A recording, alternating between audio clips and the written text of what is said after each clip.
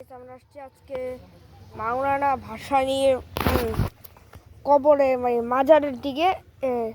এই যে দেখেন, জায়গাটা চিনতে পারলে লাইক অ্যান্ড সাবস্ক্রাইব করে দেবা, আর না চিনতে পারলেও লাইক অ্যান্ড সাবস্ক্রাইব করে দিবেন, ঠিক আছে? আরেকবার দেখাচ্ছি, এই যে রাস্তা দিয়ে আমরা হাঁটতে হাঁটতে যাচ্ছি। এটা হলো প্রযুক্তি বিশ্ববিদ্যালয় ভবন 2, আর এটা হলো কয়েকটা বাস এখানকার, আর এটা হলো তার পাশে সে নদী।